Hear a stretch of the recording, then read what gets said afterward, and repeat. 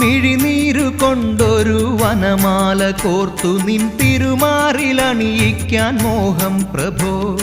സാക്ഷാൽ കുറൂരമ്മ കുമ്പിട്ട വിഗ്രഹം സായുജ്യമേകണേ നാരായണ. ഗുരുവായൂരപ്പ നിൻ സന്നിധാനം ദുരിതങ്ങൾ കഴുകുന്ന പുണ്യതീർത്ഥം. തിരുപാദ പങ്കജം നീ കനിഞ്ഞേകണേ മുരളീധര ചാരുമൂർത്തേ.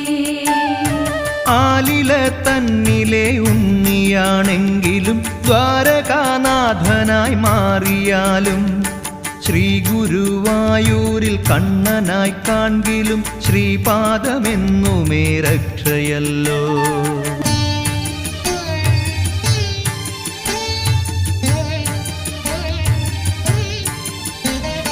കണ്ണാ കനിയണേ കാർവർണ സന്തത